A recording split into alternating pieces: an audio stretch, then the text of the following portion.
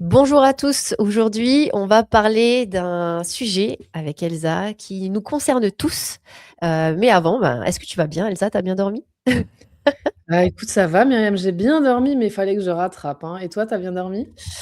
J'ai aussi rattrapé, moi, fin de matinée, et j'expliquerai pourquoi après. Donc, bon, vous l'aurez compris, on va parler de sommeil et quelque chose, toutes les conséquences qu'on a de mal dormir. Mais qu'est-ce que c'est déjà un bon sommeil? Et aussi toutes les phases de notre vie qui vont impacter notre sommeil et l'importance aussi, ben, au moment où on vieillit. Pourquoi on a encore besoin de bon sommeil et ne pas que d'heures de sommeil? Et ça va être toute la différence. Et c'est pas une fatalité. Après, Heu, je pense que tout le monde est au courant, on en parle partout dans les trucs de développement personnel, de santé, il faut bien dormir, soignez votre sommeil, hydratation, alimentation, sport, sommeil. Et moi, des fois, quand je vois ça, je me dis: «OK, on est tous au courant qu'il faut bien dormir, mais si on dort pas bien, on fait comment? À part te culpabiliser?» ouais.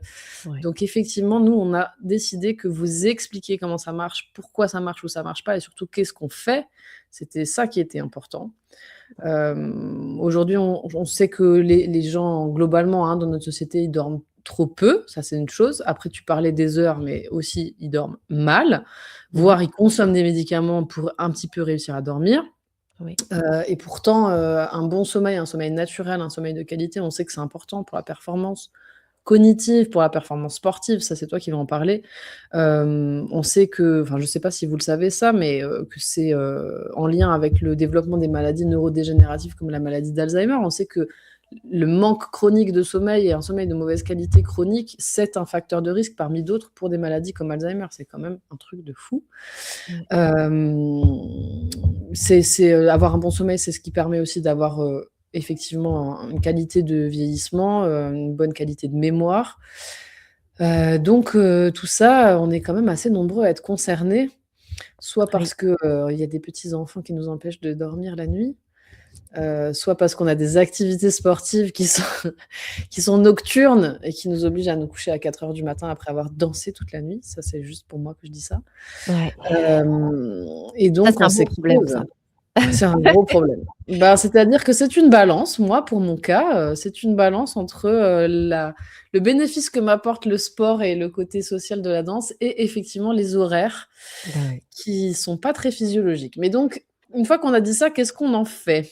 Ouais, bon, en fait, déjà, il y a des situations, hein, pour lesquelles on va pas dire, toute ta vie, tu dois dormir, vraiment de telle manière pour que tu sois en forme et que tu ne risques pas. On peut pas être alarmiste non plus, hein. On a tous une vie, on a plein de choses qui font que, voilà, un bébé en bas âge, mais c'est intéressant de comprendre, physiologiquement les conséquences de ça et aussi de comprendre comment est-ce qu'après il y a un retour à la normale qui peut se créer et ben, de se dire: «Ah, mais en fait, c'est normal, quoi, c'est tout. Je vis, je suis pas très, compétente sur plein de choses, j'ai pas forcément une bonne mémoire, voilà, pas la même résilience, et c'est logique et c'est OK et c'est juste le but, c'est de le savoir. Il y a aussi toutes ces phases de sommeil et d'endormissement et de qualité, de sommeil qui permettent une restauration de la physiologie hormonale qui fait qu'au bout du compte, on est, peut-être, on a une meilleure composition corporelle, on a des meilleurs Mmh. choix, donc tout ça, c'est logique et c'est le but aussi de pouvoir, l'expliquer. Déjà, ce qu'il faut comprendre en termes, de qualité de sommeil, c'est qu'on n'a pas un sommeil uniforme et quand on a un bébé, tu vois, c'est ça qui est assez intéressant, c'est qu'on s'intéresse à fond, sur les différents cycles du sommeil, les trains de sommeil, qui changent au cours de la vie d'un enfant, d'un bébé. Au début, voilà, ils sont courts, puis après ils se rallongent au fur et à mesure et on se retrouve aujourd'hui en tant qu'adulte, puisqu'on va parler des adultes, avec des cycles de sommeil qui durent de 90 à 110 minutes en général et en fait, c'est répété 4 à 6 fois par nuit. En fait, on part sur des cycles à chaque fois qui nous permettent d'atteindre différentes stades de sommeil. Chaque stade de sommeil a réellement une utilité dans, ben, les différentes fonctions physiologiques ou cognitives Mmh. de l'humain, quoi et donc on a, la phase d'endormissement qui est le premier stade, du sommeil. Donc là, en vrai, si on regarde sur une nuit de 8 heures, on va dire, c'est environ 25 minutes. Puis pour les gens qui traquent leur sommeil et qui pourraient, se comparer, quoi, c'est environ 5 où, du coup, on a une transition ici de, l'état d'éveil à, ben, un état où on dort, quoi, hein. C'est voilà et on dans cette étape-là, on se réveille très facilement. C'est l'étape aussi, bon, bah, pour un bébé, c'est plus court, mais on fait vraiment pas de bruit parce que là, on en chie s'il se réveille. Voilà. On sent Donc l'expérience. puis après, on a un sommeil qui est léger. Là, en fait, il représente une grande partie du sommeil et donc c'est logique d'avoir des sommeils légers quand vous traquez votre sommeil. Donc là, c'est environ 3 heures à 4 heures de sommeil, au total sur votre nuit. Donc là, c'est un stade qui est vraiment dominant dans l'ensemble et donc là, ben, on consolide les apprentissages. Là encore, si par exemple même on est sportif, qu'on a appris quelque chose, un mouvement ou autre, c'est une étape qui est aussi importante pour pouvoir consolider ces étapes de mouvement, et de coordination. Après, on a le sommeil profond, le stade 3 en général, on l'appelle comme ça. Donc là, on a aussi le sommeil, c'est à ondes, qui sont lentes. Donc c'est 1 heure à 1 h 50. On verra aussi que, ben, en fonction d'un homme ou une femme ou son état de vie, il peut y avoir des différences. En vrai, par exemple en ménopause. Et du coup, là, on répare les tissus. Là, on est très dans ce qui se passe corporellement, quoi, dans l'architecture du corps. Sécrétion d'hormones de croissance, consolidation immunitaire et nettoyage du cerveau. Et donc, là aussi, on a le lien fort avec ce que tu disais, du coup, qui peut être avec la démence ou Alzheimer ou les maladies neurodégénératives en global. Et après, on a une autre phase qui est le sommeil paradoxal, sommeil des rêves, qui est aussi toute importante, qui est entre 1 h 30 à 2 heures sur une nuit de 8 heures, hein, je le dis encore. Là, c'est consolidation de la mémoire, régulation émotionnelle. Donc, on peut comprendre que quand on passe cette phase-là, on peut être un peu fragile dans la journée. On a ces mouvements oculaires rapides. C'est pour ça qu'on est sur du REM. En général, c'est aussi comme ça qu'on peut l'appeler Rapid Eye Movement. Mmh. Et donc là, on est sur une autre importance dans l'étape du sommeil.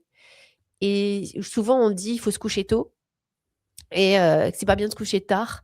Mais en fait, c'est pas réellement ce principe-là. C'est que si on se couche trop tôt, bah, en fait, on a une bonne consolidation de l'hormone de croissance, et cetera, une bonne capacité à avoir du coup un sommeil profond qui est plutôt en première partie de nuit. Et en fait, tout ce qui est REM, c'est plutôt en fin de nuit, en fait. Et du coup, on se retrouve, si on se couche trop tôt, à louper tout ce qui est, ben, le sommeil paradoxal. Et si on se couche trop tard, on est plutôt sur sommeil paradoxal, mais par contre, pas d'hormones de croissance, par exemple. On passe sur tout le côté, le tronc physiologique, architectural du corps qui passe à la trappe. Et ça, c'est aussi intéressant, hein, dans l'ensemble. Comme quoi tout est important et c'est aussi pour ça qu'on insiste beaucoup sur de dire que le sommeil qui est induit par les médicaments, nous on va parler de substances et de compléments alimentaires, hein, vous allez voir, on va vous donner aussi des stratégies plus ou moins globales, mais l'idée c'est vraiment de ramener vers un sommeil naturel parce que tout est important dans ces structures-là. Et un sommeil qui est induit par de la chimie, on va jamais reproduire ça, on va reposer le corps, mais on va jamais pouvoir reproduire toutes ces étapes qui sont hyper complexes de réorganisation neuronale, etc. Donc, un des points, d'ailleurs, c'est Stéphane Résimont, le médecin fonctionnel, qui m'a redonné de la littérature sur l'histoire d'Alzheimer, parce que j'ai posé la question en préparant le podcast. Et lui, il pose souvent cette question, en fait, en consultation. Il demande aux gens, est-ce que vous rêvez? Tout bêtement. Parce qu'après, effectivement, on peut traquer toutes les étapes du sommeil et tout décortiquer, mais ça, c'est déjà une bonne question à se poser. Comment vous dormez, etc. Bon, ça, moi, je le demande souvent, effectivement. Est-ce que vous rêvez? C'est une bonne question, parce qu'effectivement, si les gens te disent: «Je crois que je rêve jamais», oui, je dors bien, mais je rêve jamais, ça veut bien dire qu'il y a un problème dans les étapes. Ils atteignent pas toutes les étapes. Et lui, docteur Résimond, il dit que quelqu'un qui rêve pas, c'est quelqu'un qui a un facteur de risque Alzheimer. Bon, il est un petit peu cash sur certains trucs, mais c'est intéressant des fois de faire ce genre de lien. Et dans ce que tu dis, ce que je retiens, c'est un discours que tu as beaucoup aussi dans le sportif et dans la performance, c'est que, bah, tout n'est pas dans l'entraînement. Ouais. Les phases de repos, c'est hyper important. Ça, c'est dans le sens, on s'entraîne pas forcément tous les jours ou pas tous les jours pareil, mais aussi, là, on va intégrer à notre réflexion qu'on mène à chaque épisode, dans ta performance sportive, il y a aussi le sommeil parce qu'effectivement, comme tu le dis, un nouveau geste, une nouvelle coordination, un nouveau truc que tu as compris dans ton entraînement, tu as besoin du sommeil pour l'intégrer. Et je ne sais pas si c'est un truc qui est forcément clair pour tout le monde. Il y a des gens qui ont encore cette pensée de se dire: «Ah, dormir, c'est une perte de temps, Ouais. il faut que je performe plus». Oui, il y avait ce culte avant où c'était, dormir, c'est pour les feignants et en fait, il faut Mmh, dormir peu pour pouvoir travailler beaucoup. Tout ce qui est, seul hard, comme, un peu philosophie, c'est quelque chose qu'on aujourd'hui on s'en éloigne puisqu'on est sur une étape où on cherche à améliorer la longévité, d'être jeune plus longtemps et mmh, donc d'être plus performant et c'est encore plus important, en fait, pour des sportifs parce qu'en fait, là où on progresse quand on est sportif, c'est pas à l'entraînement. Donc les gens, ils pensent qu'ils progressent à l'entraînement, ils s'envoient des cartouches et ça part. En fait, c'est ce qu'on fait à côté pour consolider cet entraînement qui mmh, va faire qu'on progresse.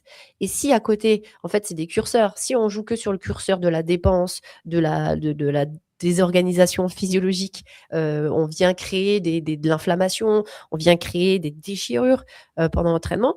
En fait, si à un moment à côté de ça, on répare pas, il y a pas de progression, quoi qu'il en soit. Et le sommeil, il est d'autant plus important pour un athlète, par exemple. Donc, un athlète qui s'entraîne et qui dort pas, ça sert à rien en fait, hein, arrêtez votre sport. Et d'ailleurs, j'ai trouvé une super étude là-dessus qui montre que en vrai, le sommeil, on pourrait l'utiliser comme un dopant naturel. Je crois que si on veut améliorer ses performances de manière drastique, il y a vraiment ce levier qui est à ajuster.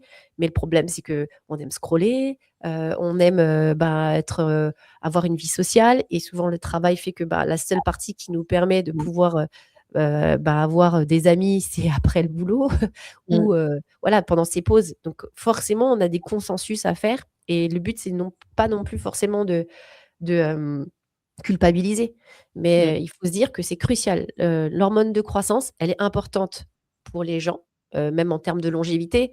On voit que, en fait, on a l'hormone de croissance, elle est créée à 50 à 100 la nuit, dans cette phase de sommeil profond. Donc si on passe à côté de cette phase de sommeil profond, tout ce qui est d'ordre de réparation physiologique et donc de pouvoir inverser, entre guillemets, «ce catabolisme» qui est induit par l'entraînement, n'est pas équilibré. En mmh, tant que sportif, on veut équilibrer les hormones cataboliques et anaboliques. Et anaboliques, donc on a tout ce qui est hormones de croissance, l'IGF-1, on a aussi la testostérone.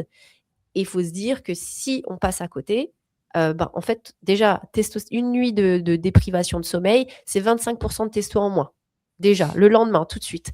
Donc, vous avez beau regarder votre biologie, faire une prise de sang, dire j'ai plus de testo, en fait, déjà, voilà, faut comprendre que vous passez à côté de ça. Vous dormez pas bien sur une nuit ou vous allez en discothèque. Allez. Et du coup, Elle m'accuse. c'est-à-dire festival de danse, 25 de testo en moins. Voilà, allez, ça part. Après, hormones de croissance, donc 50 à 100 forcément, on récupère pas. Une personne qui a inflammation chronique, qui n'arrive plus à progresser, elle est là la réponse. Donc, une personne normale, en fait, cette phase-là, elle permettra juste d'être à ISO, quoi. Il n'y aura pas forcément énormément de violence infligée à son corps. Il y en aura quand même des réparations. Mais un sportif qui passe à côté de cette hormone de croissance, elle passe à côté de déjà sa performance, mais aussi de sa santé. Donc là aussi, et tout ce qui est consolidation moteur se passe pendant le sommeil. Donc les mouvements, moi je vois en CrossFit les gens qui n'arrivent pas forcément à faire les DU, peut-être. Donc c'est des double under, c'est passer 2 fois la corde. En fait, c'est un schéma moteur qui est un peu particulier, qui est très frustrant. Mais en fait, déjà, c'est pas en faisant des DU tous les jours que vous allez les passer. Mmh, C'est en consolidant, cet apprentissage. Vous faites un DU une fois, enfin, une séance de DU, une semaine et vous refaites la semaine d'après, vous progressez parce que le mmh, cerveau a du coup enregistré ça et l'étude, pour, clore l'histoire des sportifs et de ce fameux dopage par le sommeil, c'est une étude qui a été faite à Stanford et en gros, ça a été fait sur des basketteurs et des nageurs aussi et je mettrai le lien dedans et en fait de 5 à 16 semaines, on a donné une extension de sommeil, tout en sachant que trop dormir n'est pas bon non mmh, plus, hein. Pas assez dormir n'est pas bon. Là, un sportif de haut niveau, 10 heures de sommeil, c'est ce qui est recommandé pour pouvoir avoir l'ensemble des gains liés au sommeil. Donc ils les ont fait dormir de 2 à 4 semaines. Normalement, ils ont traqué et après, ils ont regardé leur sommeil sur 5 à 7 semaines avec, cette période d'extension et du coup, en visant 10 heures, ils ont vu que du coup, ils ont pu dormir 1 h 50 par nuit en moyenne supplémentaire et en fait, par exemple, sur un sprint de 86 mètres, en baseline, ils faisaient 16,2 secondes. Ils sont passés à 15,5 secondes après l'extension de sommeil. pareil sur les précisions au lancer franc et tir à point, ils ont gagné 9%. Et les temps de réaction et la vigueur et l'humeur a été tous améliorés, ce qui est logique du coup. Ouais, on peut s'y Donc, attendre. c'est fou quand même le temps de passer de 16-2 à 15-5. En fait, c'est énorme quand on pense à ça pour un sportif de haut niveau. En fait, on n'a pas autant de gains à l'entraînement. Ouais, c'est ça. C'est ça, c'est le pourcentage d'évolution par rapport à ce que ça demande, c'est-à-dire juste, entre guillemets, juste de dormir. Après, on dit ça et on a tout dit parce que finalement, c'est un peu la question là qu'on va aborder aujourd'hui, de dire la qualité de sommeil, donc ok, c'est super important, on peut le prouver par des études, etc. Finalement, est-ce que c'est cause ou conséquence? Parce que bien dormir pour améliorer sa performance, ok, mais si tu dors pas bien au départ, pourquoi? Est-ce que c'est juste parce que tu as des mauvaises habitudes? Ça, on va expliquer parce qu'il y a effectivement des choses relativement simples et clairement, ce truc-là j'ai eu une patiente il y a quelques jours qui m'a dit ça, clairement complètement en épuisement, des chronorythmes complètement anarchiques, voilà, il y avait tout à faire et quand je lui explique un peu les bases, hein, la structure des choses simples qu'elle peut mettre en place pour vraiment améliorer sa santé, la première chose qu'elle me dit, c'est une dame qui a des enfants en bas âge, le seul moment que j'ai pour moi dans la journée, c'est à 22h, 23h où je vais sur Instagram. Si j'enlève ça, j'ai l'impression que j'ai plus de temps libre. Et j'entends ce discours. Mais par contre, c'est complètement contre-productif. Donc, là, on va vous donner des stratégies. Il faut faire différemment parce que ça, c'est vraiment beaucoup plus nuisible. Le plaisir que tu as l'impression d'avoir en faisant du scroll à 23h30 dans ton lit, c'est vraiment beaucoup trop délétère par rapport à ce que ça t'apporte. Il faut le faire à un autre moment, à la limite, si vraiment tu tiens. Mais après, au-delà de ça, moi, je sais que dans ma vie, ça m'est arrivé quelques fois. Je ne m'estime pas être quelqu'un qui a des problèmes de sommeil. Vraiment pas du tout par rapport à d'autres personnes. Mais ça m'est arrivé quelques fois quand même d'expérimenter. Quand j'étais étudiante, je me souviens d'une période où je dormais à 17h comme un sac. Et vraiment, je rentrais, je travaillais, j'avais un petit job à côté des études. Je rentrais à 17h, je dormais. Après, je pouvais pas dormir de toute la nuit. Et je pense que c'était beaucoup du système nerveux, du stress avec les études et tout ça. Mais j'avais pas du tout les clés pour le comprendre.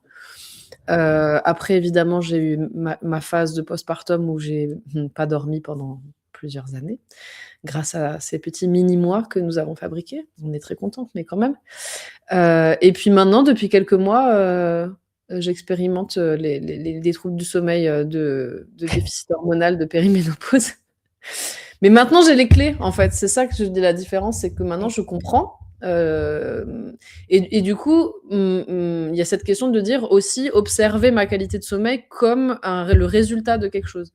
C'est-à-dire que si je dors pas bien, si je suis fatiguée de manière chronique, si ça fait plusieurs nuits que j'altère mon sommeil, c'est aussi le signe de quelque chose. Et donc, ça va m'orienter à dire, bah, ok, je vais essayer de comprendre qu'est-ce qui se passe. Est-ce que c'est ce que j'ai mangé? Est-ce que c'est mon entraînement? Est-ce que c'est mon stress? Est-ce que c'est moi, Hervé? Est-ce que c'est la température? Est-ce que c'est mes hormones? Et du coup, de pouvoir trouver ces curseurs que je peux bouger, qui vont améliorer mon sommeil, oui, mais qui vont en fait améliorer tout, puisque j'en ai besoin dans mon équilibre de ma vie, quoi. Donc c'est ça on voudrait essayer de vous apporter, ces compréhensions-là, de tout ce qui peut être en lien, avec la qualité du sommeil. Donc, on peut parler peut-être un peu des chronorythmes, parlons-en tout de suite de ces histoires On peut, mais je le voulais soir. juste revenir sur l'histoire de cette personne que tu as eue avec ce scroll et tout ça, parce Oui, qu'en c'est ça. vrai, moi, je suis dans la même situation, en fait, hein, bébé bas âge. En fait, tu es sollicité toute la journée. Du coup, bah, tu travailles et tout ça. Donc, en fait, quand tu couches le bébé, en fait, c'est le seul moment que tu as pour toi. Et en vrai, tu vois, moi, je viens du sport de haut niveau. Donc, en fait, il y a des moments où mentalement, je peux être un moment down, fatiguée, etc. Où d'un coup, ça va partir en scrollant. Et j'ai eu beaucoup ça dans cette période de transition avant de pouvoir un peu reprendre le cap de la lucidité mentale et tout ça. Et en fait, et du coup, là, maintenant, en fait, il faut aussi se dire que cette histoire de sommeil, et oui, c'est chiant. On va dire, oui, il y a des principes, il y a une régularité. Et aussi, tu vois, comme tu dis, comprendre ce qui va pas, c'est qu'en fait, on a un socle. On sait qu'on se couche à des heures spécifiques, on sait on a une routine spécifique. Et qu'est-ce qui vient infliger quelque chose à cette routine? Et on connaît le facteur extérieur. Ça veut dire que les gens doivent se discipliner. En fait, c'est rien qui est gagné, hein, dans la vie. C'est comme ça, les choses qui sont positives. Aujourd'hui, on a tellement de facteurs qui sont excitants, même voilà, nerveusement, etc. Les réseaux sociaux, ça nous met sur un système nerveux qui n'est pas le bon. Et en fait, on est sur un système nerveux déjà qui n'est pas le bon, puisqu'on est en fuite. au moment-là et on essaye du coup de trouver des solutions. Donc, on va sur quelque chose d'excitant. Il faut se discipliner, il faut trouver un cadre et ça tient qu'à la personne. Il Mmh. faut arrêter de se dire qu'on a des solutions qui sont magiques, qui sont du coup forcément, je dors pas, je vais me prendre un cachet. Il y a quand même de base un travail à faire sur l'essentiel et donc il faut s'interdire et se discipliner. Mmh. C'est est-ce que je m'entraîne très tard? Non, j'arrête et peut-être que je me lève plus tôt. Est-ce que j'ai mangé assez le matin, protéiné, etc. On va en parler. Est-ce que du coup, j'ai aussi arrêté d'avoir de la lumière bleue? Bon, toutes les astuces qu'on va vous donner à la fin. Est-ce que j'ai arrêté de scroller? Et donc, moi, par exemple, je me mets une règle, c'est que à partir de 20h30, il n'y a plus de téléphone, en fait, devant ma face, même s'il y a des moments où je sens que je suis fatiguée et là, je vais mon téléphone et j'ai envie de fuiter, je pars là-dessus et là, je dis: «Oh, ouais, t'es en train de partir en cacahuète». Mais il faut L'avantage de ces outils-là, enfin, il y a beaucoup d'inconvénients, hein, les réseaux et tout ça, les téléphones. Moi, j'ai de plus en plus de gens autour de moi. Alors, c'est vrai que c'est une certaine catégorie de gens, je pense, dans ma tranche d'âge, des hommes et des femmes éduqués et qui sont au courant Ouais, des dégâts et qui sont déjà dans des démarches un peu de biohacking, longévité, tout ça, mais mmh, du coup, qui ont quand même effectivement passé ce truc où il faut y aller un peu au mental. À un moment donné, il faut que ça soit ta compréhension cognitive qui te dise: «Ça, c'est pas bon pour moi». c'est Parce ça. qu'instinctivement, ça fait de la dopamine, hein, les écrans. Bah Donc oui, on est tous c'est comme prendre du sucre, c'est comme prendre un rail de coke, ça fait plaisir. On est tous pareils, quand tu es anxieux, tu vas sur Instagram, ça va mieux. Voilà, c'est comme ça, le cerveau est comme ça, c'est très toxique, mais c'est bon, quoi. Donc voilà. Donc à un moment donné, il faut que ça soit effectivement ta compréhension intellectuelle qui te dise: «Bah ça, c'est pas bon pour moi, même si c'est bon sur le moment». Et donc l'avantage, c'est qu'on peut programmer. il faut se faire du Heu, mal, un il petit y a peu, il y a ouais et nécessairement. puis si tu sais que tu vas pas y arriver, bah, tu peux programmer, en fait. Maintenant, sur tous les téléphones, tu peux programmer un mode sommeil, tu peux programmer un nombre d'heures maximum sur les réseaux sociaux, voire une tranche horaire. Là, tu vois, ce week-end, j'étais en festival avec un danseur qui me dit: «Moi, je peux faire Instagram de 20h à 21h». Parce Voilà, qu'il m'a dit: «Sinon, j'y suis trop longtemps». Il est à son compte, il a besoin des réseaux sociaux pour travailler et tout, hein. Mais il m'a dit: «Je fais ça et si à 21h j'y suis pas allé pour aujourd'hui, bah, c'est cramé, j'y vais pas». Voilà, c'est tout, c'est voilà. comme ça. Mais il était très tranquille avec C'est ça de et la du coup, en discipline. fait, faut vous dire que derrière, le bénéfice, il est 100 fois plus important. Bah Donc oui. cette personne-là, cette maman qui me disait: «C'est mon seul moment pour moi», je le comprends, mais en fait, ça pose d'autres questions. Ça veut aussi dire comment ça se fait que tu trouves pas d'autres moments pour toi? Ou que ce moment à 22h où tes enfants sont enfin couchés, tu as pas plus de plaisir à aller prendre un bain, faire du stretching ou écouter, une méditation ou lire un livre? C'est Donc c'est ça. bien qu'on est intoxiqué par un truc des réseaux sociaux, donc comprenez bien ce que ça fait dans votre cerveau. Ça fait une Ouais. décharge de plaisir très rapide et c'est pour ça que les vidéos sont de plus en plus courtes parce que notre temps d'attention, il est limité parce qu'on cherche toujours plus de décharge. Mais Mmh. par contre, la lumière, c'est pas le contenu en soi, c'est vraiment la lumière de l'écran et vient perturber les signaux physiologiques et ça nous empêche de faire de la mélatonine. On va parler, je pense, longuement de la mélatonine. Et la mélatonine, c'est l'hormone du sommeil. C'est l'hormone qui nous fait rentrer justement dans ce sommeil naturel complexe avec toutes ces phases qui sont tellement bénéfiques. Et cette hormone, on ne peut la sécréter que dans l'obscurité et en l'absence de cortisol. Donc ça veut dire qu'on ne peut pas être dans un mode où on est, en fuite ou combat, où on est, justement, pareil, hein, l'autre exemple que je prends souvent, c'est, je l'ai écrit dans mon livre d'ailleurs, une femme qui faisait du crossfit justement d'ailleurs, c'était pas une cliente à toi, mais qui faisait du crossfit et qui s'entraînait le soir. Et en fait, si tu mets ton corps physiologiquement dans un réceptacle où il y a du bruit, de la lumière, où tu te forces à être dans une activité physique qui est vraiment, intense, de défense, enfin comme si ton organisme, il comprend ça comme un mammifère, Ouais, donc il comprend ça comme, de combat, c'est quoi. la guerre, quoi. Il y a un Mmh. danger, il y a un prédateur, je sais pas, et donc tu es surstimulé, au niveau neuro, quoi, par les lumières, par le bruit et cetera, par la compagnie aussi, parce que tu parles avec les gens, tu as ton coach qui Puis t'entraîne l'effort et est intense, cetera. donc C'est très intense, voilà. Si tu fais ça à 23h, tu rentres chez toi, évidemment que tu vas pas dormir, il y a pas de mélatonine là, tu as ton cortisol au plafond. eh Donc oui. il y a quand même des stratégies qu'il faut identifier et dire: «Déjà, est-ce que je veux mieux dormir? Déjà, je dors quand? Est-ce que je dors la nuit ou la journée?» Parce que ça, il y a aussi une réalité. Il y a des gens qui, à cause du travail, sont obligés Ouais. de dormir en décalé. C'est terrible, hein. Il y a ils ont une espérance de vie qui est limitée de 7 ans par rapport à la moyenne de la population. Tout autre critère égal, hein. Donc Ouais. c'est vraiment le fait d'être décalé en horaire, c'est très délétère pour l'organisme, justement pour ça, parce que notre organisme, il est fait pour faire des hormones d'éveil quand il fait jour et qu'il y a le soleil dehors, et les hormones de sommeil et de réparation quand il fait nuit et qu'on est dans l'obscurité. Donc déjà, il faut essayer de respecter ça. Effectivement, il y a des horaires. Et les écrans, la lumière bleue des écrans, donc le téléphone, la tablette, ceux qui sont tenus proches du visage, vont vraiment perturber ça. Ça, c'est une certitude. Donc c'est simple de changer ça. Moi, j'ai vu un réel la dernière fois dont en fait, tu vois, sur Instagram, souvent les gens aiment prendre des petits extraits, pour pouvoir parler d'un sujet et de le magnifier dans une sorte pour gagner de l'attention. Là, l'histoire, c'était, du coup, la testostérone et donc un sportif m'envoie, il dit: «Bah, tu as vu, je peux m'entraîner le soir, il y a pas d'impact sur ma testo». Alors, en fait, peut-être qu'il y a pas forcément d'impact sur la production de ta testostérone parce que c'est pas le moment crucial au niveau de ta nuit, même si on voit, hein, que la déprivation de sommeil, elle a un gros impact, sur la production. Par contre, l'hormone de croissance, oui, tu vois? Donc, en fait, on parle d'une hormone isolée, mais en fait, on sait qu'on parle d'un système qui fonctionne Mmh. ensemble quand on parle d'un système hormonal et d'occulter quelque chose, c'est on occulte, la testo, mais par contre, on parle pas du cortisol, on parle pas de l'hormone de croissance, et en fait, on parle pas de cet effet catabolique. Donc oui, il y a des gens qui auront quand même quelque chose qui sera intéressant, une on va dire une amélioration, mais en fait, ils seront pas à leur plein potentiel non plus, Mmh. donc quoi qu'il arrive. Donc il faut faire aussi attention aux discours isolés là-dessus, voilà, c'était juste un petit, j'ai pensé à ça, en fait, en lien avec la testo et les réseaux sociaux. Voilà.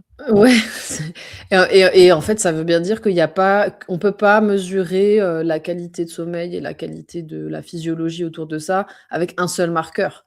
Il y a Mmh. plein de choses. Si je reprends l'histoire de la mélatonine, donc Ouais. c'est une hormone qui est synthétisée en fin de journée quand la luminosité naturelle baisse et qui ne peut pas coexister avec le cortisol, ça, c'est déjà une chose. Après, dans sa propre production, la mélatonine, c'est la même famille que la sérotonine. Donc on appelle ça les indolamines, c'est des neurotransmetteurs qui sont fabriqués à partir du tryptophane, donc un acide aminé. Donc déjà, quand je dis juste ça, ça implique quoi? Ça veut dire, est-ce que j'ai assez de cet acide aminé dans mon alimentation? Donc est-ce que j'ai assez de protéines? Ça, c'est un sujet phare chez les sportifs, mais moi qui suis aussi des gens, peu sportifs, souvent ils ont pas ces notions-là, et clairement 100 des gens qu'on suit n'a pas assez de protéines dans l'alimentation. Est-ce que je fais ce qu'il faut pour favoriser la voie des indolamines? Donc pour ceux qui connaissent un peu, c'est comment on favorise en fait sa sérotonine, c'est vers déjà 16-17 heures. La lumière, elle baisse un petit peu, mais il fait jour encore. On n'est pas du tout en train de penser à son sommeil et pourtant le corps est déjà en train de préparer ça. Donc Mmh. la sérotonine, c'est un neurotransmetteur, une molécule chimique qui est fabriquée par le corps en fin d'après-midi, qui a déjà son propre intérêt, c'est l'intérêt de se détendre, de se calmer, de prendre du recul. Quand on en manque, hein, c'est assez typique. C'est des gens qui vont dire, quand je rentre du boulot à 17 heures, 18 heures, tout le monde m'énerve, je rentre, mon compagnon ou ma compagne, mes enfants, tout m'énerve, j'ai pas de patience, j'ai des compulsions, j'ai envie de grignoter, j'ai envie de fumer, j'ai envie de boire de l'alcool parce que voilà, on n'a pas cette prise de recul. Si vous avez ces symptômes-là et que c'est très typique en fin de journée, ça veut dire que vous fabriquez mal votre sérotonine et que derrière, c'est la même voie de production de la mélatonine. Donc on n'est pas étonné derrière d'avoir sur ce type de profil des gens qui s'endorment mal ou qui ne dorment pas suffisamment longtemps.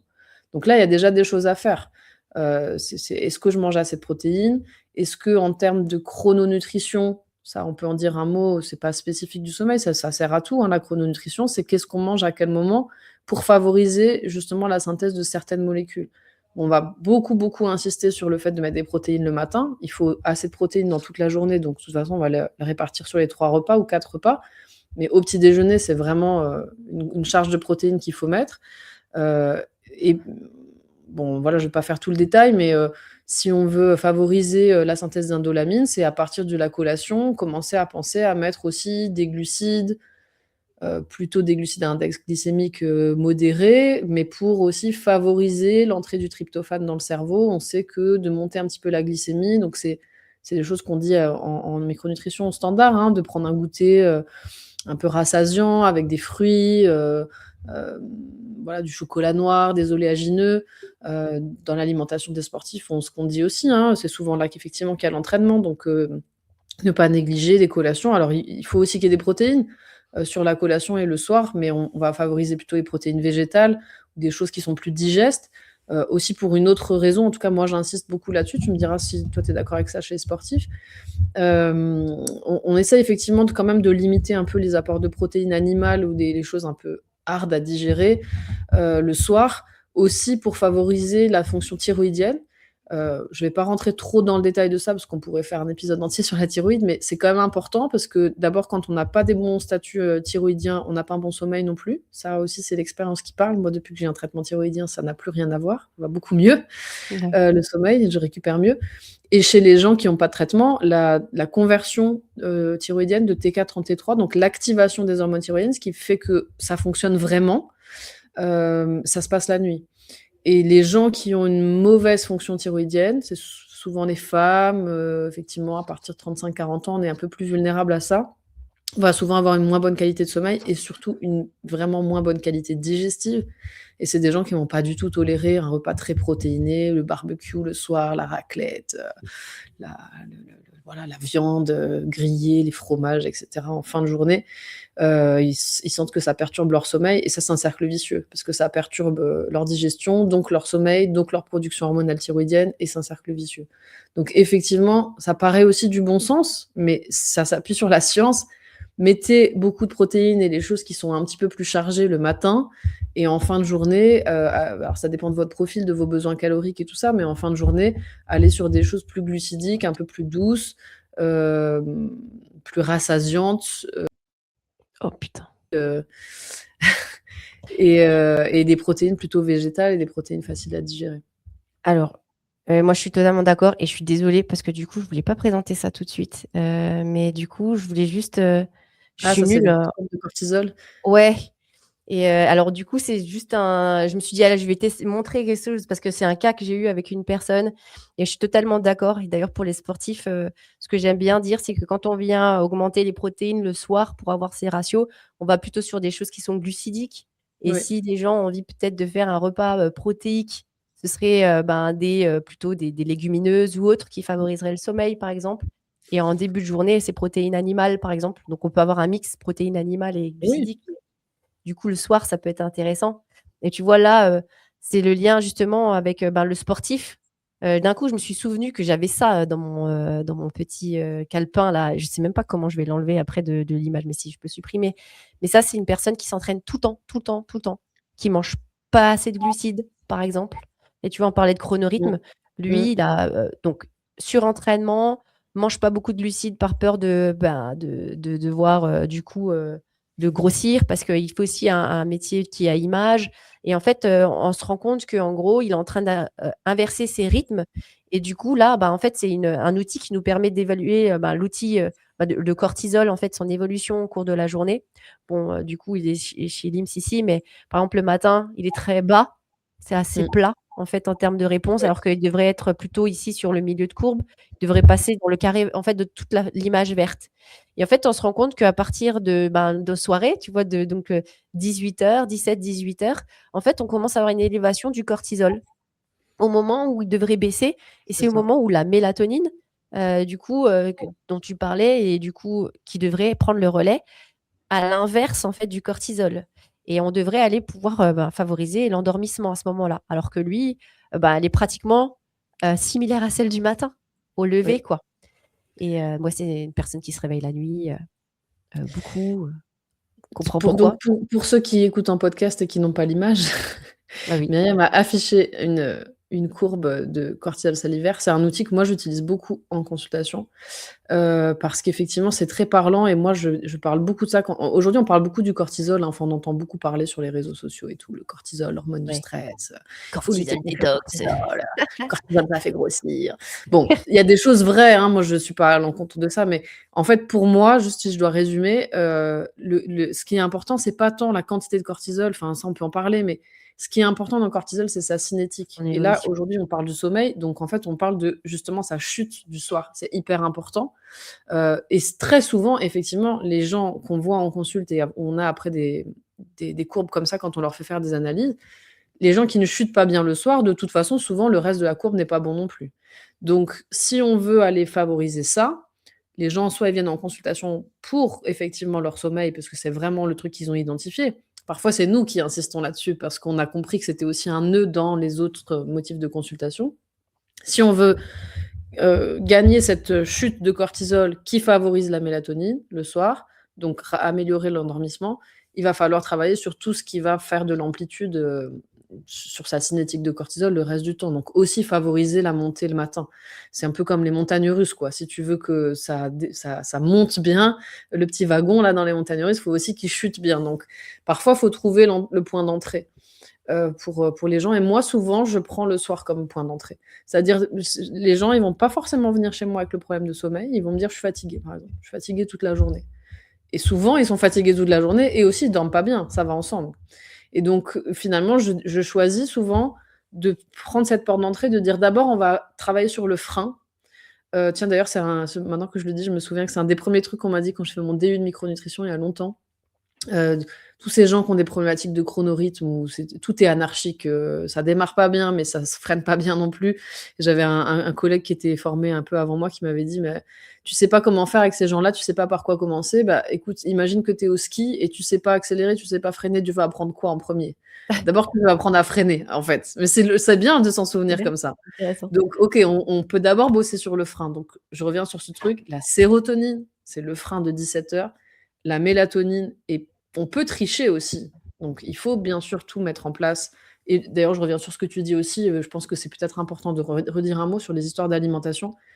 Parce qu'effectivement, quand on fait de la micronutrition standard, hein, pas pour le sportif, on apprend la chronoalimentation, voilà, protéines le matin, des légumes à chaque repas, machin, glucidique le soir, ça c'est vraiment standard, tout le monde apprend ça. Ouais. Et moi, je sais que j'ai quand même pas mal diabolisé les protéines le soir. Et on était sur ce truc du repas végétarien du soir, et cetera. Et puis un jour, tu passes next level micronut et tu découvres qu'en fait, les gens ne mangent pas assez de protéines et que si tu vas pas avoir des protéines à chaque repas, en fait, tu vas pas y arriver. Ouais. Donc effectivement, le hack, c'est ça, c'est de dire oui, des protéines le soir, d'accord, mais quelles protéines? Et effectivement, les oléagineux qui sont à peu près entre 15 et 25% de protéines et le reste, c'est du gras, très rassasiant, c'est intéressant aussi. Et les légumineuses, où on est sur à peu près 10% de protéines, le reste c'est du glucide lent avec beaucoup de fibres, intéressant pour le microbiote, etc. C'est des super aliments à mettre le soir. Donc on peut penser à des trucs, voilà, mettre des lentilles dans la soupe, mettre du houmous à l'apéro, faire, je sais pas, à quoi je pensais là, des sauces avec du beurre de cacahuète, par exemple, moi j'adore faire ça. Mmh. Sauce, genre mafé un peu, tu vois? Beurre de Ouais. cacahuète, je donne ma recette. Lait de coco, citron vert, voilà. Tu peux faire ça avec des légumes, avec de la courge, voilà, c'est super bon et ça permet de venir mettre, quand même pas mal de grammes de protéines sous forme végétale, plutôt digeste, rassasiante, c'est bien pour le sommeil, c'est intéressant. Donc faut mettre en place tous ces trucs-là, la chronoalimentation et retirer les écrans le soir. Vraiment ça, il y a pas de négociation possible. Travailler sur l'entraînement, voir, effectivement si des entraînements à haute intensité et cetera, plutôt en début de journée. Si vous Ouais. devez absolument faire un truc le soir, faites un truc doux, un truc qui n'alerte pas de votre système nerveux. Mmh.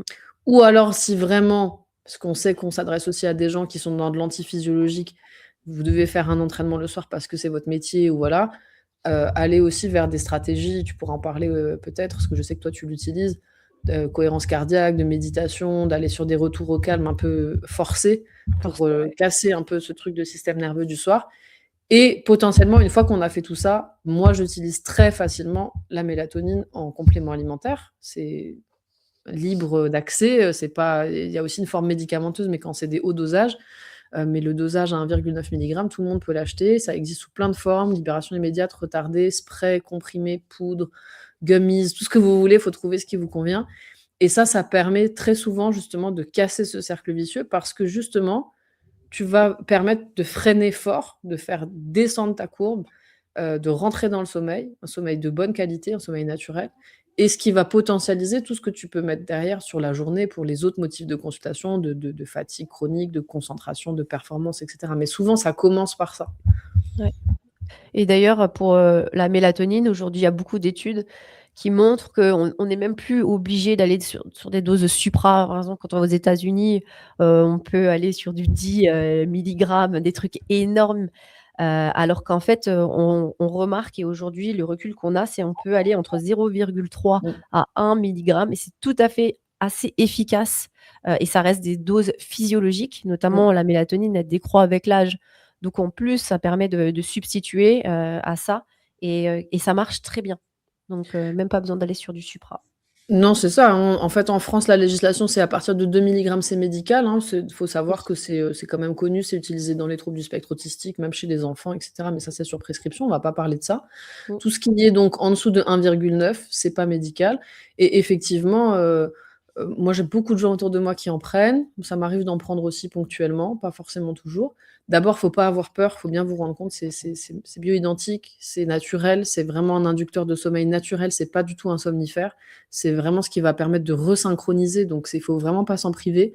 Il y a pas d'accoutumance, il y a aucun trouble, neuro associé ou quoi, on n'est pas du tout dans des somnifères, quoi, hein. Essayez d'abord ça.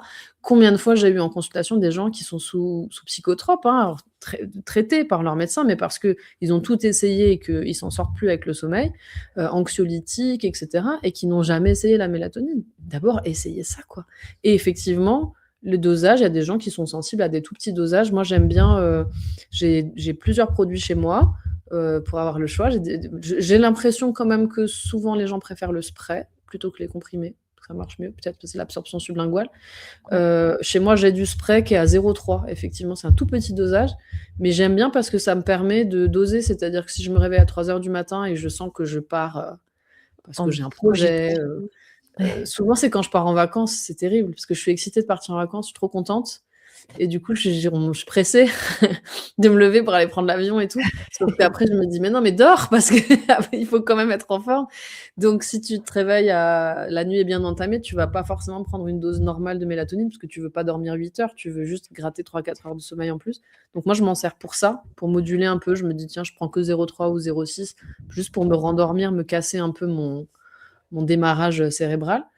Et puis j'ai un autre produit, on en a déjà parlé, mais voilà, Love, le produit de Myriam qui s'appelle Night, Ouais. dans lequel il y a de la mélatonine. Alors c'est de la poudre, du coup l'absorption elle est certainement un peu, dans la muqueuse buccale, mais aussi digestive. Et puis tu as associé avec d'autres produits, on peut en parler un peu. Mmh. D'autres choses qui sont connues pour améliorer le sommeil, hein, comme le magnésium, la glycine, la théanine et Ouais. la combinaison, elle est, Du reishi aussi. ah oui, du riche, voilà, Et un peu de adaptogène. reishi. Un petit peu, mais ouais, c'est la synergie qui fait qu'en fait, on est sur un produit qui marche bien, Mmh. et qui, du coup, on traite différentes étapes du sommeil. C'est ce que je voulais moi dans la manière dont j'ai envisagé ce produit, c'est avoir quelque chose qui permet de l'endormissement, quelque chose après qui permette d'améliorer les phases de sommeil et donc avec le magnésium, la Mmh. théanine, et du coup plutôt GABAergique et donc de pouvoir aussi C'est couper ça. tout ce cerveau de réflexion, le cerveau qui tourne en boucle, les neurones qui sont encore bien électrifiés. Donc, hop, ça permet de pouvoir hop, débrancher et donc de pouvoir passer plus facilement dans les différentes phases. Et avec le reishi, le côté anti-inflammatoire, qui est aussi très intéressant, tout ce qui est restauration cognitive, qui est traité par cet aspect-là. Et ce que j'aime bien aussi, moi, du côté sportif sur la mélatonine, c'est que c'est un anti-inflammatoire très puissant qui nuit pas à la réponse inflammatoire de l'entraînement.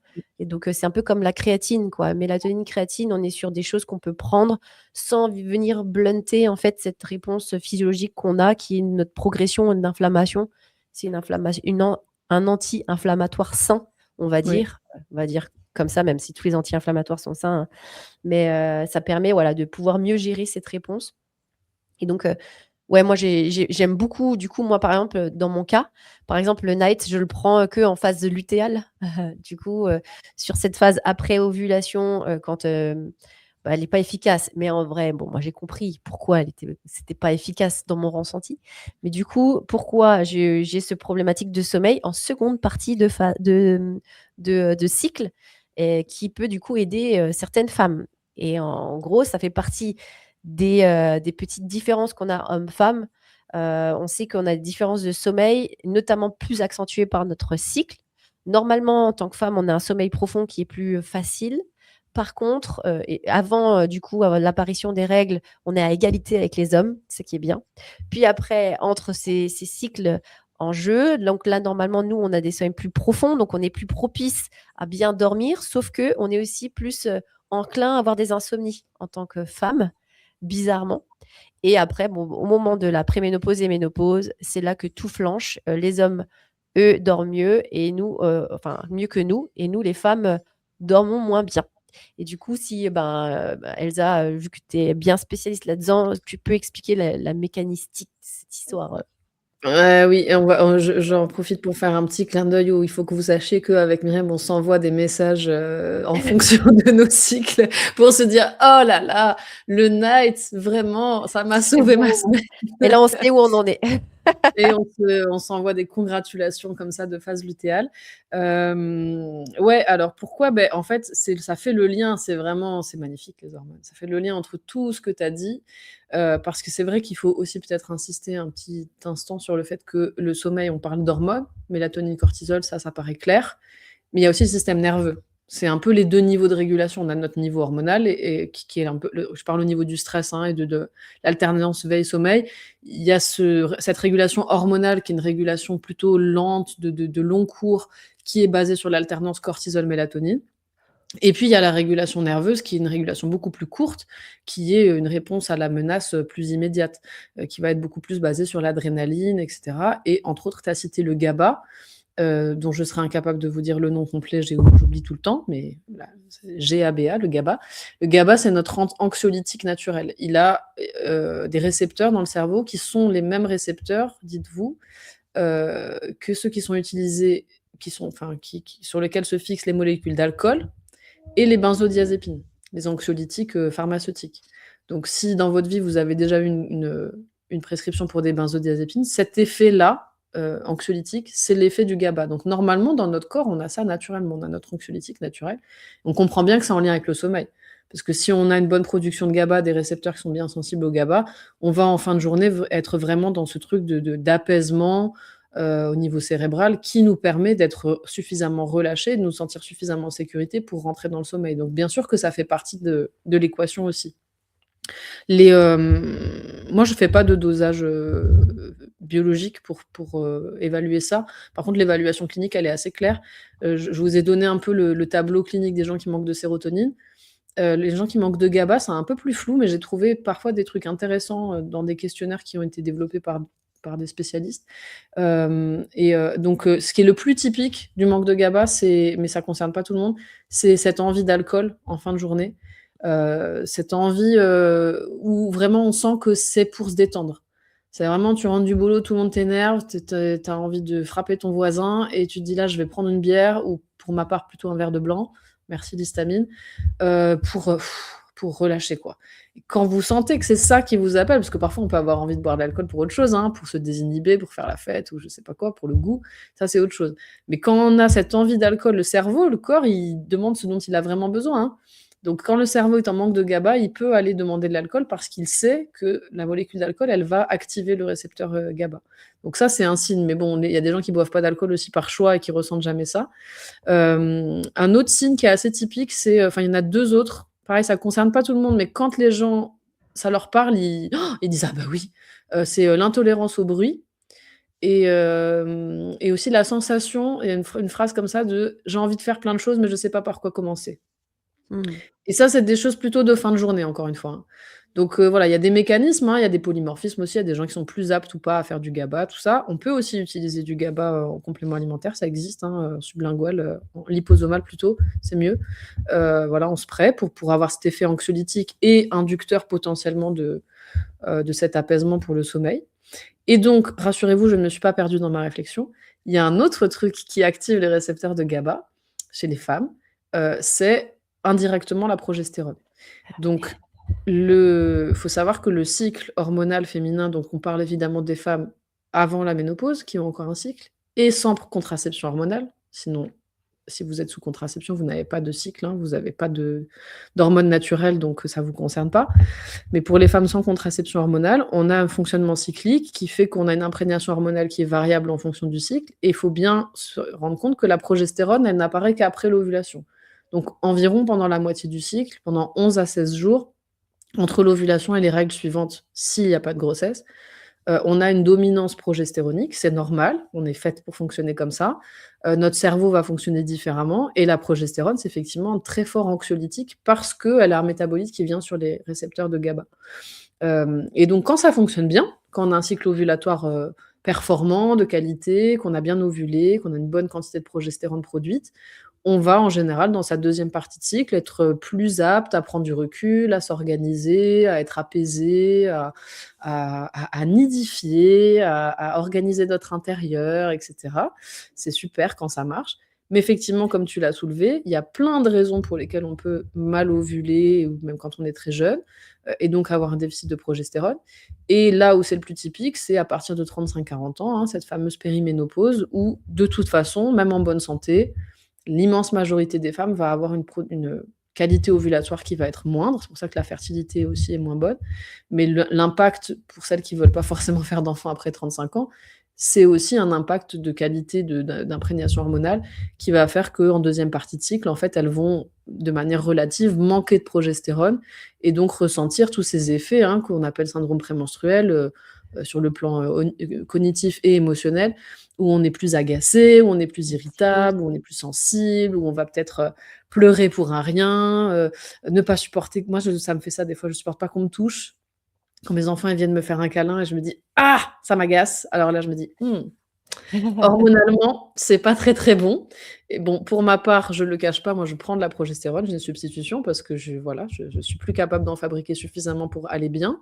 Mais du coup, depuis que j'ai et la progestérone en substitution et le night, mais vraiment, je passe des soirées de phase lutéale, mais vraiment d'une qualité extraordinaire. Alors je suis pas en train de recommander ça à tout le monde, ça dépend de Oui. votre bilan, ça dépend de votre état et cetera.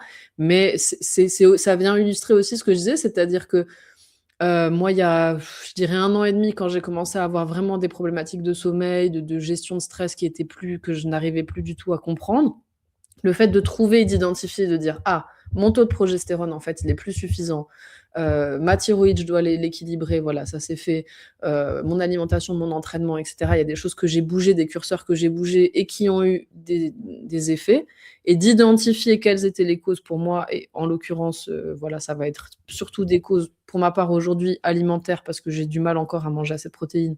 Ce que j'allais dire aussi, ouais. Éventuellement de chronorythme parce que je fais le choix de faire de la danse et que je dois rentrer très tard certains soirs, et parce que ma qualité ovulatoire à mon âge, elle est plus suffisante. Donc voilà, ça c'est chez moi, pour moi tout de suite, j'ai 3 critères. Il y a des choses que je peux bouger par la volonté et il y a des choses que je compense par de la complémentation Oui, la et comme complémentation. ça, je me mets dans le vert en fait. Je pousse mon curseur dans le vert et je passe des bonnes nuits. Et C'est ce puis que j'allais peut-être que dire. dans 5 ans ou 10 ans, il faudra que je fasse différemment. C'est C'est ça ça, qu'il ouais. faut retenir. C'est qu'en fait, il faut vraiment se dire que ce qu'on est en train de dire, c'est pas, voilà, en fait, il y a des moments où on va donner des rustines, pour pouvoir avoir un cercle vertueux à un moment donné, plus de clarté d'esprit qui nous permettra de prendre des bonnes décisions, et de pouvoir prendre le bon chemin. Et en fait, c'est juste des aides comme ça qui sont parallèles. Par contre, ce qui est important de savoir, c'est qu'il faut opérer sur les problématiques. Donc déjà, ce qu'on va donner comme clé de base en termes d'hygiène de vie. Mais par exemple, moi, je vois au niveau des sportifs, les surentraînements, pas manger assez de calories. Alors là, c'est un peu vulgaire, à chaque fois je dis ça, mais je parle de calories, je peux parler de pourcentage de glucides issus de ces calories, notamment en fonction du sport et cetera. Créer des problématiques de sommeil. On Ah peut oui. avoir des hypoglycémies la nuit qui vont perturber le sommeil, pas assez de calories qui vont venir perturber le fonctionnement thyroïdien, ça fait partie des RAID-S par exemple, hein, donc des syndromes de déficience énergétique. Donc tout ça, ça fait que si même on parle de compléments, de plantes ou quoi que ce soit, si on n'opère pas sur, l'hygiène qui est de base, manger assez de protéines, manger assez de glucides en fonction de son sport, manger aussi assez de glucides après l'entraînement, de pouvoir manger des glucides le soir parce que beaucoup de gens recommandaient à un moment donné d'arrêter de manger des glucides le soir pour sécher. Et ben, du coup, c'est des personnes qui avaient d'énormes problématiques de sommeil. La personne, qui j'ai montré, du coup le cortisol là, bah, c'est une personne qui a tous les tableaux: surentraînement, déficit calorique, déficit énergétique venant aussi des glucides, et aussi des lipides, en soi, voilà, c'était un combo. En gros, c'est de l'ordre des TCA, en fait. Et donc c'est super important de se dire que là, ben, ce qu'on donne, c'est on parle de complémentation parce que ça améliore notre style de vie. Il y a des moments où dans notre vie, on n'a pas forcément le choix et normalement, quand là, on parlait de la phase de préménopause ou aussi de ménopause et il y a une étude qui va, conclure, c'est une étude suisse qui va conclure sur cet été normalement, qui a fait vraiment une grosse, parce que normalement, toutes les études qui sont liées au sommeil ont été effectuées encore une fois sur des hommes. Et donc, Mmh. la plupart du temps, ces études scientifiques se basent là-dessus et ne sont pas basées sur la cyclicité des femmes. Et donc là, ils ont fait une grosse cohorte sur les femmes en état de préménopause et de ménopause avec un traitement substitutif, du coup, avec patch œstradiol et avec aussi de la progestérone, du coup, en substitution. Et on est en train, là, les premières sorties de cette étude, c'est que ça montre un vrai effet et l'impact sur la qualité de vie de la femme à un certain âge dans ces états de ménopause et prénopause. Pourquoi en fait faire galérer une femme jusqu'à la fin de sa vie avec une torture, on le sait quand on est jeune maman, qui est la carence de sommeil, quoi. Donc Ouais. voilà, c'est pas parce qu'on vieillit qu'on se dit bah voilà, c'est une fatalité, tu dormiras moins bien, tu seras beaucoup plus anxieuse. Donc, il y a des moments où on n'a pas le choix. Mais encore, ça ne veut pas dire que cette femme ménopausée doit se dire: «Je suis substituée, donc le soir, je regarde mon téléphone», et cetera. Voilà, il Oui. faut vraiment rentrer les choses, dans l'ordre.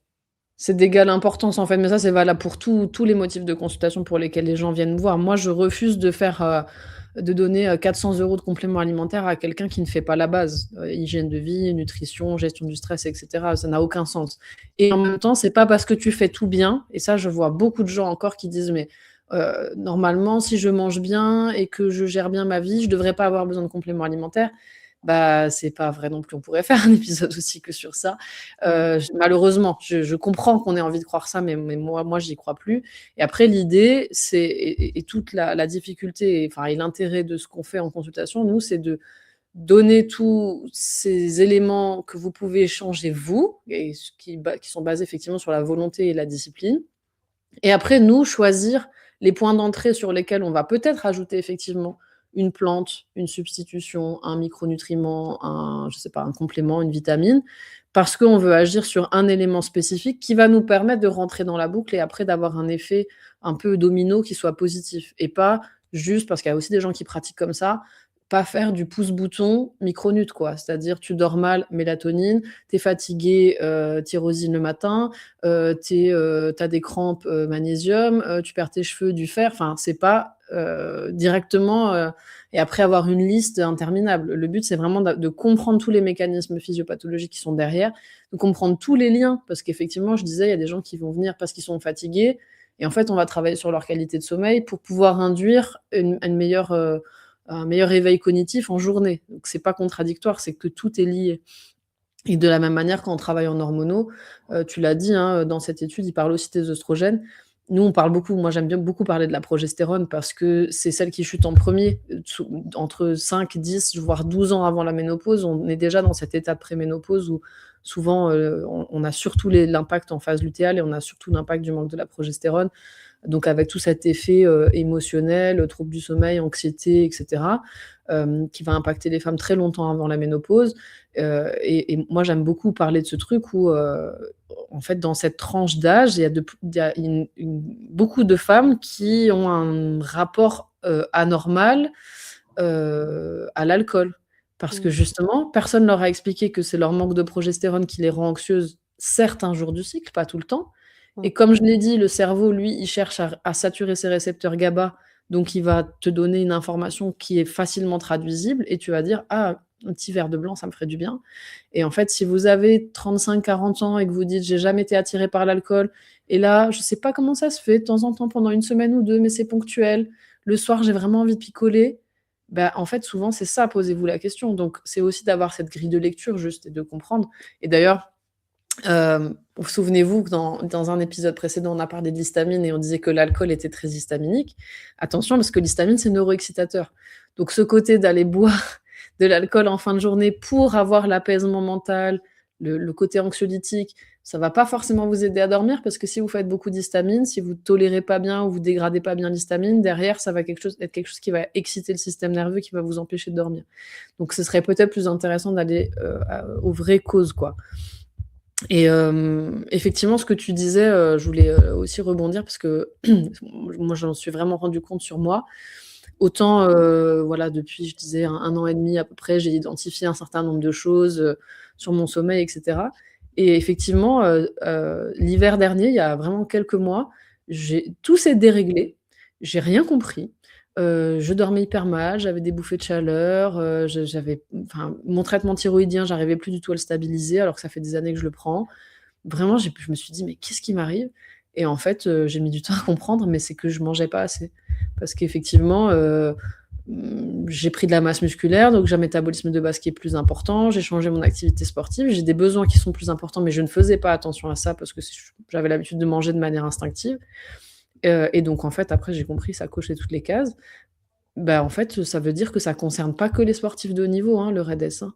Ça Bah, oui. concerne aussi juste des gens normaux qui font un petit peu de sport santé. Enfin, moi, je me considère pas du tout comme une athlète, et on peut être très, très vite dedans et l'impact, il est très, très fort sur plein de choses. Et derrière, si vous allez consulter et parler de, troubles du sommeil, d'anxiété, de frilosité, de manque d'énergie et cetera. On va vous faire plein d'analyses, on va peut-être vous effectivement vous surmédiquer, ça c'est une problématique, hein, que tu as soulevée. Les femmes sont très peu représentées dans les études et la physiologie féminine est très peu connue en fait en médecine et donc c'est connu aujourd'hui que les femmes sont beaucoup plus surmédicamentées et surpsychiatrisées sur des choses qui se relèvent uniquement de la physiologie. Bah, oui. Donc c'est triste, mais aujourd'hui, nous on est là pour ça aussi. Il faut que les femmes, elles soient éduquées pour mettre enfin, comprendre ce qui leur arrive et ne pas rentrer dans cette boucle-là. Oui. C'est pas forcément de la psychiatrie, en fait. Si tu te te sens anxieuse et que tu dors mal et cetera et que tu as identifié ou en tout cas regardé est-ce que c'est en lien avec votre cycle?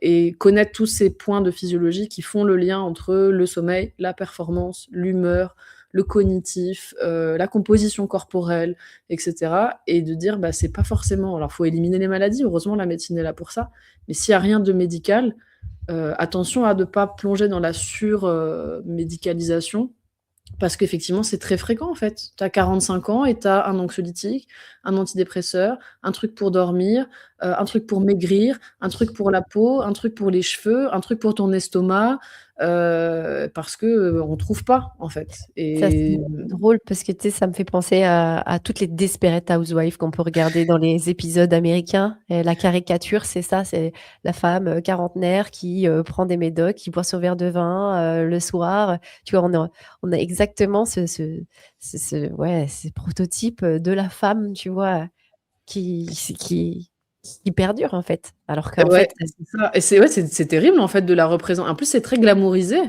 Bon, c'est alors glamourisé. ça c'est on est en train de faire une référence de notre génération parce que Desperate Housewives, je crois que c'est un peu périmé, Myriam, mais mais je vois très bien et effectivement, c'est très glamourisé, en fait. Mais c'est pas glamour, ce n'est pas normal, en fait, si tu rentres chez toi à 18h et tu as besoin parce qu'en plus, dans Desperate Housewives, je sais pas si tu te souviens, mais c'était pas 12 centilitres, hein, les verres de vin, hein. Si tu as besoin d'une demi-bouteille de vin chaque soir, et d'un anxiolytique pour dormir et pour supporter ton mec et tes enfants, et je sais pas et de stimulants et d'effectivement d'aller sur, l'écran à 23h pour avoir l'impression de juste trouver un peu de plaisir dans ta vie et cetera. C'est probablement soit il y a des questions à te poser dans comment tu gères ta vie, mais sans forcément tout remettre en question de tes choix de vie, juste, remettre un certain nombre de choses, de l'entraînement le matin, des protéines au petit déjeuner, remettre des glucides le soir. Est-ce que tu manges assez? C'est pas parce que tu es en déficit calorique, extrême que tu vas maigrir, ce n'est pas vrai. En général, c'est même l'inverse qui se passe. Mmh. Voilà, il y a un certain nombre de choses à remettre en termes d'organisation chronologique dans la journée et de trouver des points d'entrée pour dire qu'est-ce qui déconne en fait chez moi. Est-ce que c'est hormonal? Est-ce que c'est mon système nerveux? Est-ce que c'est nutritionnel? Et effectivement, je pense qu'on peut conclure et si on a choisi ce sujet, quand même assez rapidement, d'abord c'est parce que toutes les 2 on est concernées et qu'on voit la diversité des situations dans lesquelles le sommeil peut être altéré et parce que moi je pense que c'est souvent une bonne porte d'entrée. Ouais. C'est-à-dire qu'une fois que tu as réussi à améliorer ton sommeil, déjà ça veut dire que tu as changé plein de trucs et que tu es allé mettre plein de curseurs dans le verre qui vont Mmh. aussi avoir un impact positif par d'autres, accès Mmh et mh. en plus, le fait de bénéficier d'un bon sommeil, comme on l'a vu, ça a tellement d'impact positif, sur ta réorganisation neuronale, sur ta composition corporelle, sur ta motivation, sur ta capacité d'éveil en journée, etc., que derrière, ça peut être qu'un cercle vertueux. Donc si on doit choisir un point d'entrée, celui-là, il est souvent très bon pour plein de gens, hommes et femmes d'ailleurs, mais avec une diversité de compréhension et de prise en charge, qui est très individuelle. Et si je peux du coup, donner là des petits conseils un peu bateaux, hein, qu'on peut retrouver partout, dans plein de guides, sur le sommeil, et cetera. C'est déjà, il y a des choses fondamentales que tu as évoquées et si je dois en rajouter, c'est des petites choses comme par exemple, si vous devez boire du café, boire du thé, on dit c'est avant 13h30 si vous estimez que vous allez vous coucher vers 22h-22h30. Voilà, vous avez encore, 13h30, c'est la date l'heure limite parce qu'il y a une demi-vie du café, la caféine qui a environ 5 à 6 heures, en termes d'action. Donc c'est intéressant si vous allez le prendre à 16h, ça veut dire que votre caféine est encore active à minuit. Mmh. Donc forcément, peut-être que vous allez à un moment dormir, mais ça va aller détruire certaines phases de sommeil dont on a parlé. Le dîner, on essaie de manger assez tôt. Voilà, pareil, dès 22h30, on dit qu'à 19h30, on a terminé de manger. Si vous devez boire de l'alcool, ce qu'on ne préconise pas, d'accord, ça c'est pareil, on essaie de, idéalement, le consommer avant 19h30. C'est faire un repas très, très tôt, hein, pour le coup, parce que là, on a cette fragmentation du sommeil paradoxal. Donc si c'est proche, du coup, vous allez, détruire ces phases-là de sommeil.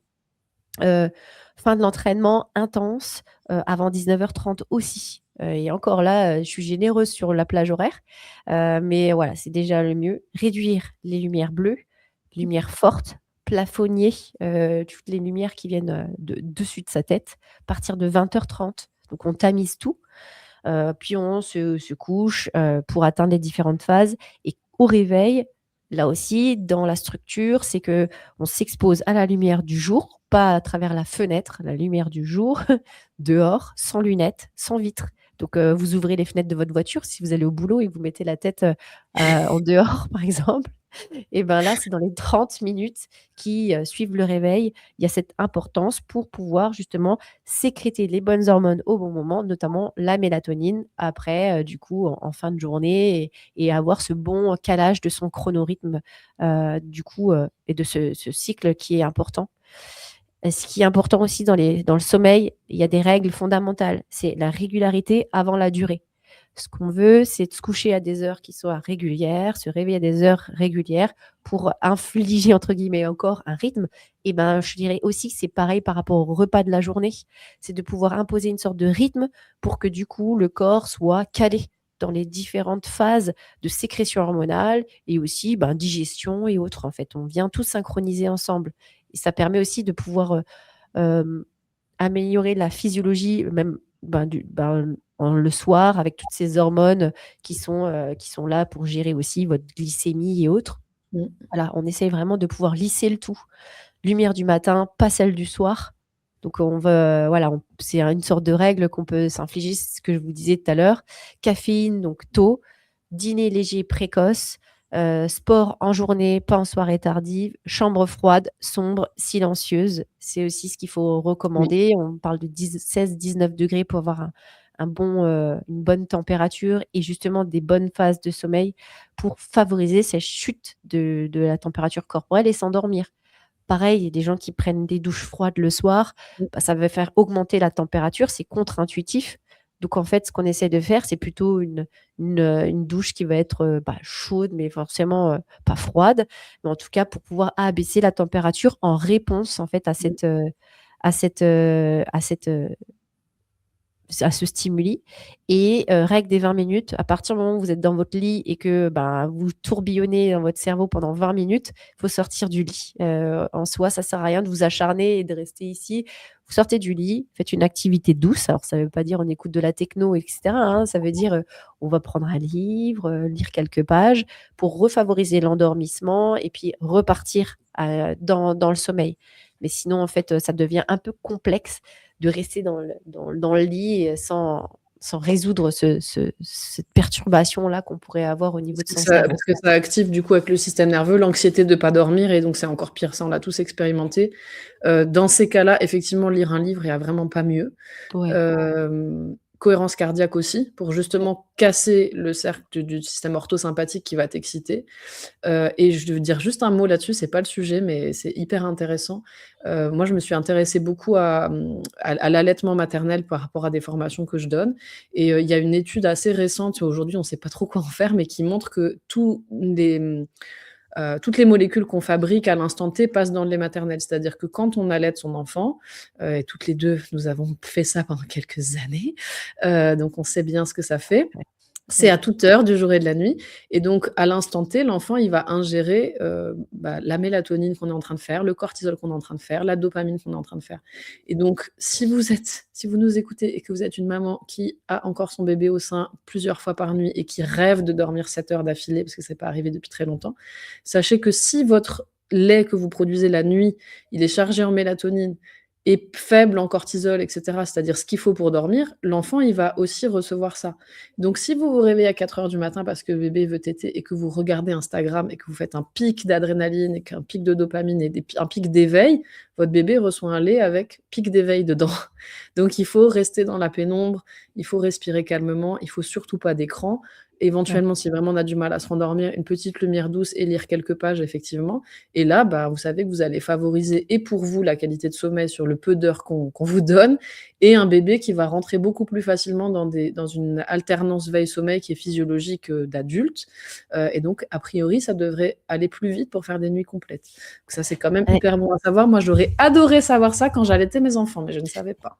Mais tu sais que moi, je l'avais lu et en fait, après quand il y a tellement d'informations là-dessus et qui après contre-indiquent ça. Non, c'est pas vrai, les hormones ne passent pas dans le lait maternel et du coup ne vont pas bah, en fait, si tu as ton cortisol au taquet, forcément, en fait, hein, ton lait maternel, il est aussi chargé, tu vois, en Oui, cortisol, quoi. Il y a un ça passage qui est c'est a juste été de la démontré, ouais. logique, quoi. Mais bon, il y a énormément de non-dits et de peurs, en fait, au sujet, donc ne pas communiquer en disant: «Ben, on le dit pas aux femmes parce que sinon elles vont pas forcément allaiter», donc Oui, c'est ça.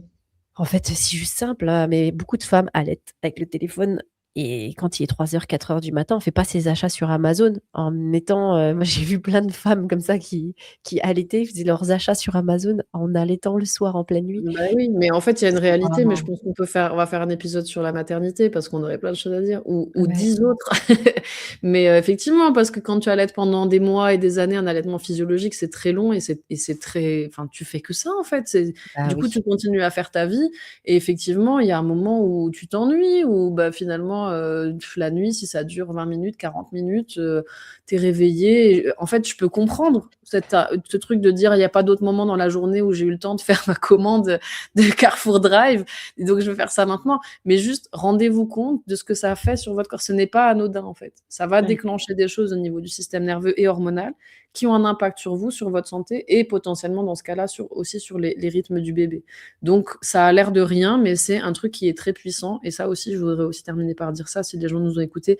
Moi, j'ai eu plein de gens en consultation qui sont des insomniaques chroniques et qui, quand on leur dit ça, ils ont tellement tout essayé qu'ils se disent: «Ouais, non, mais c'est bon, tu es mignonne avec tes lumières et ta mélatonine, c'est bon, ça marche pas, c'est pas ça».